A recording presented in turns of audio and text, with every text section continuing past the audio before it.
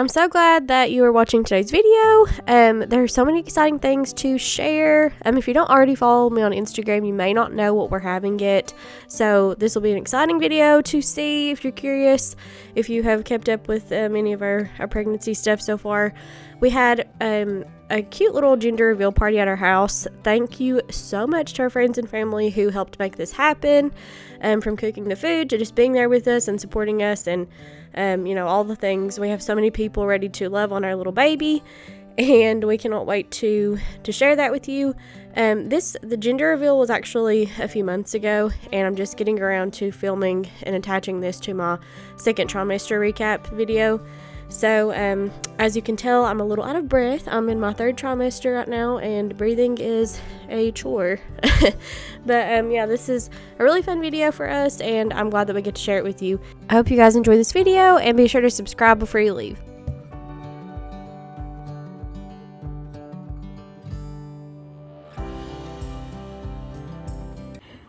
Damn, Landon, come on. I know, baby.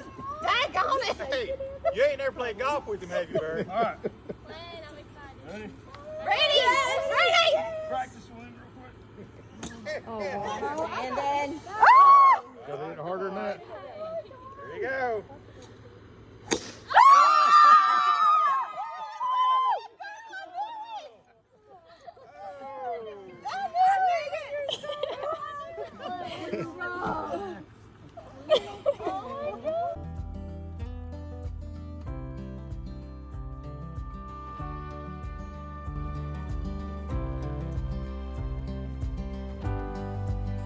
Hey guys, I cannot believe that we're in the second trimester recap video. I'm actually in the third trimester, quite far in the third trimester, but it's hard to believe that, that I'm this far along. Time has literally flown by. I've always heard people say that, but it really is flying by, like scary fast. So as you can probably see from the clips that we inserted at the beginning of this video, we found out our baby is a girl. And we are so excited. Everyone, I mean, literally almost everyone was convinced that this baby was a boy. I felt like it was a girl, but I was almost convinced it was a boy, if that makes sense. Just because we have a lot of girls in our family. I have one nephew, and literally we're all, like, everyone else is girls. I have two sisters, I have nieces, so I don't know, I guess I felt like it was time for a family to have a boy, but I felt, my intuition was that this was a girl. And we're obviously so excited. Either way, we would have been thrilled beyond measure, and I'm just, we're so excited. So for the second trimester recap, I hate that it's taken me this long also to get this one up, because I feel like the things that are fresh on my mind are for the third trimester right now. So again, don't mind me looking at this little book here. It just keeps my thoughts focused. I'm filming on my phone, so I don't have like my notes or anything that I have saved on my phone. So I'm looking at this book to keep me, on track. So we did our gender reveal at 17 weeks, and I waited to do the blood test with my physician. I didn't send my my blood into like these companies. I forget what's it called. Sneak Peek, I think. I didn't do that. I just didn't really want like these third company parties having, my DNA or whatever. So I just didn't love the thought of that. So I wanted to wait and do it with my doctor. We had, our gender reveal is quite the story. So my sister-in-law, Lindsay, was the only one who knew what this baby was for what was supposed to be like maybe a week or two, like turned into like an entire extra week. So whenever we were scheduled to have our, we had this big party planned, and we had Landon's family coming in out of state, and obviously my family, was coming. Everyone was here already, so I mean, it wasn't a drive for them. But I wake up the morning of what was supposed to be the day of our gender reveal. We had already ordered things. I think I might have even talked about this in another video a little bit, but we had ordered like these decorative cookies off of this woman, and we drove like a good ways to get them. And we had, our sisters making things like different foods, and everyone had a plan and was already like in the process of doing their part to contribute to this party. Okay. So I wake up the morning of our gender reveal not feeling well. I go and I get tested. I'm sure you can guess. I came back positive for an upper respiratory virus that you don't want to be around anyone with. Starts with a C. I'm not going to say it, which, you know, was insane to me because I super careful, but we all know it's very easy to get. But yeah, it was a bummer. So I had to FaceTime or text everyone that morning. I was like, little change of plans, guys. We're not going to be having a party. Nobody wants to come to my house right now. So, you know, I quarantined. We waited 2 weeks to have a party. So my poor sister-in-law had to wait an entire extra, like, 2 weeks to keep the secret. I felt really bad for her. And obviously Landon and I, we had, you know, our hopes were kind of built up to knowing that particular day, like, we're going to know today, like, this is what our baby is. So whenever we found out that you know, I didn't need to be around people, we thought about still trying to have a video it somehow, or like maybe she'd tell us, because Landon needed a golf ball to show the color. So we thought about just letting her drop off that golf ball for him to hit outside or something, but we knew that it would be worth the wait for us to have the party that we wanted and have all of our family together. So it ended up working out. We're really glad that we did wait, and we had a good time with our family. And you know, a lot of people were shocked whenever we saw that pink smoke and confetti come off that golf ball. Everybody was very, very excited.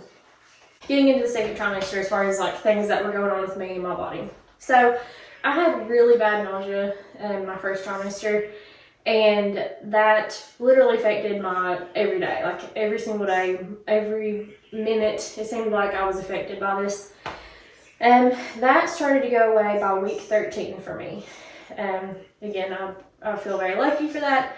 I know some women struggle the entire pregnancy. I'm so thankful that that was not me, because I'm telling you, it's hard if you've not experienced it. My hunger level started to slow down a little bit finally in my second trimester. I hadn't really gained a lot of weight or anything, but I had such I just genuinely felt starving, like, all the time. I was nauseous all the time, but I was also starving all the time. And I talked about in my last video, but sometimes like eating protein, things like that would help with the nausea. So I would have to eat like a little bite of something in between like lunch and dinner. Like, I'm talking, you know, drive through somewhere and get a little something because I couldn't wait until dinner. That started to slow down, and I felt like I got back to like a normal hunger level. So also, probably one of my worst symptoms for the second trimester, I will say that I feel like for me at least, that trimester, the second trimester, it really did live up to its name of being like the honeymoon phase. And because, you know, you're not like super pregnant yet, and you usually get past some of those pesky, you know, first trimester symptoms. But one of the worst symptoms for me in that trimester was urinary urgency, feeling like I constantly had to pee. And my doctor said that was due to increase in the blood flow and hormones, that sort of thing. That luckily went away by week 16 for me, so I was really glad about that. My pants definitely started to fit pretty tight. I had to move on to exclusively maternity scrub pants, leggings, jeans, you know, the whole 9 yards. Any kind of pants I had have to have this high waist belly band to fit. Still didn't really have like what you would call a pregnancy bump. I feel like that didn't happen for me for a little bit. I just had like a little tiny bump, but my pants were tight, obviously, because, you know, my stomach was growing, but I don't feel like I had that real, you know, like prominent pregnant belly you know, for a while. During this trimester is also whenever I really started trying to make sure that I was sleeping exclusively, or not exclusively, just mainly on my left side.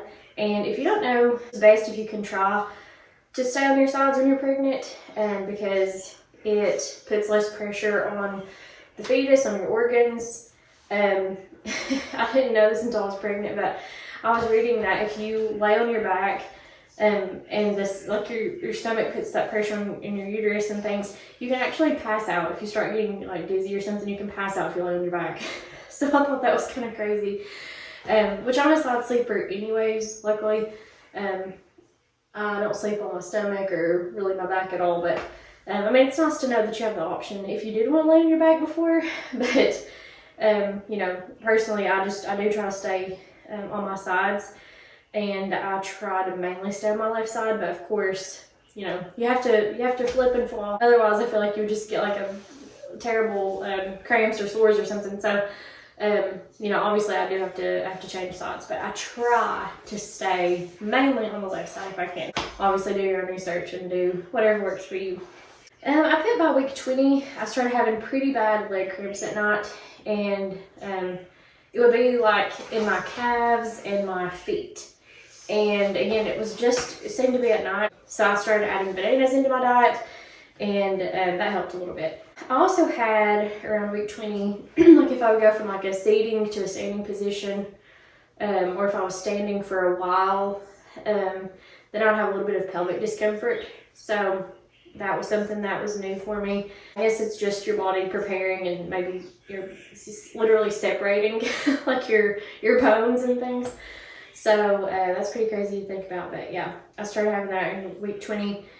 And also I felt like I needed to shower like 2 times a day. That's also due to an increase in hormones, very common. But for me, that was just something that I felt like I wanted to do at this point. That has gotten better since since being out of my second trimester. But I definitely felt like, I just needed that extra hygiene boost due to those hormone levels. Around week 23, I put that I had some back pain, and I remember actually having one of my OBs write me an order to get like a urinalysis done to see if I needed to see about UTI or something, because I started having some lower back pain. It's pretty common to get UTIs whenever you're pregnant. You're just at an increased risk. So that came back negative, luckily. But I will say, like, advocate for yourself. If you're having those kind of symptoms, you know, that's what your doctor's there for, is to answer any questions that you have, and to just give you that peace of mind. I would much rather be safe than sorry, because it can of course be dangerous. If you do have an infection that goes untreated, it can be dangerous for you and your baby. Also on week 23, this must have been a great week for me. I put that I had a right temple headache, like pretty much every single day, and this went on for a little over 2 weeks. And I remember thinking, like, my goodness, like, is there something wrong? Do I need to actually go to, see the neurologist? Like, is there something? Headaches are not new for me. I'm a migraine sufferer. I've had migraines since I was a little girl. Whenever I got off birth control, I felt like my headaches were better, if that makes sense. But obviously, I had headaches way before birth control. I had a headache every single day, and obviously I tried not to take anything. If I absolutely had to, I would take a Tylenol. I try not to drink a lot of caffeine when I'm pregnant. I'm pretty good about that. I mainly drink just water, but I would try to have a little bit of caffeine, to see if that would kick the headache. But yeah, that luckily went away. I don't know what that was about. I've read different things. Everything pretty much comes back to hormones. There's a lot going on in our bodies whenever we're pregnant, and I think that was just one of the lovely things that happened for me. In the second trimester, I started feeling her move lower down, like feeling kicks like really low down sometimes at some points. So that was something new. And around the end of my second trimester, I started feeling a little bit of like abdominal tightening. So I don't know if that's kind of like, the beginning of Braxton Hicks sort of thing, where your body's preparing for labor, and your uterus is, just getting used to those contractions. So that wasn't a major issue for me or anything, but I did want to make note of that. As far as cravings go, my personal favorite to talk about, my biggest craving for this entire trimester was strawberries. So I would literally buy like 2 pounds of strawberries and eat that every single week. And that was just like a huge craving for me. I don't know if I was, like, I read that, strawberries are obviously good in magnesium and things like that, so I don't know if I was lacking in something, but that's still kind of a big craving for me. I loved the Special K cereal with the strawberries in it. Go figure. Also, this was accidental. I wanted just like regular cranberry juice, but I accidentally bought pure cranberry juice, which is obviously better for you, doesn't have added sugar. It's very, very tart, and I ended up loving it. So like the first sip that I took, I was like, oh my gosh, I made Landon try it, my husband. And I was like, this is terrible, I'm gonna pour it out. And then I was like, I just took like a few more sips of it, and I ended up loving it, and I buy it like every week. Or I did during the second trimester. I don't know. I had bought the cranberry juice to prevent UTIs and like to help with, you know, that your urinary health and that sort of thing. But I ended up loving it. So that was kind of funny. Another, like, this was kind of a more unhealthy craving, but I loved the edible chocolate chip cookie dough. And I would even put it in like a glass cup and put it in the microwave for a few seconds and get it like warm and eat it out of that with a spoon. So little fun tidbit there of information if you're looking for a sweet snack. I'll just pop in like, you know, a couple of those little cookie dough bites, and you know, it would do a pretty good job of satisfying my sweet tooth. That is pretty much a rundown of my second trimester. I went to my OB's office. You don't see the physician except like once a month, every 4 weeks at this point. During the second trimester, the same as the first. So, you know, my appointments were going well. We had our anatomy scan, and everything was perfect with her anatomy scan. You guys, she's measuring pretty big. So, I was a pretty big baby, and I was like 9 pounds and 6 ounces, and I was 23.5 inches long. So literally, I was like 2 feet long. So she is measuring long also. Her femur and things like that is measuring like 2 weeks ahead. Everything else was really good though, as far as, you know, how she's looking, how she's developing. Thank God for that. But yeah, it was really special. Landon gets to go to those appointments with me. We've had 2 at that point in the second trimester. It was really special, and she's moving right now. She's like bunching up right here. But yeah, it was really special getting to see that and getting a little bit more information on how she's doing in there, and just, you know, having some reassurance. And we're, you know, again, just very, very thankful. Cannot stress that enough. You know, to be having that kind of experience with this pregnancy. But yeah, so we are just trucking along, and it shouldn't be long before I have a third trimester update, honestly, because as I'm filming this, I'm 3 weeks. So trucking along, and you know, things are moving and grooving, and I'm sitting in her nursery for the first time filming, which is really, really surreal and special once you're in your baby's room and you're seeing everything. So we are still working in here, and I'm going to have lots of videos on that coming up for you if you're interested in, you know, how we did things, how we built things, where things are from. But as far as like having we have a crib in here. Obviously you can't see that right now, but we have her crib, her dresser, you know, just a few little odds and ends things. So it's starting to actually look like a nursery now, which is really exciting. And yeah, so yeah, that's going to do it for today's video. Thank you so much for watching, and I'll see you guys in my next one. Bye.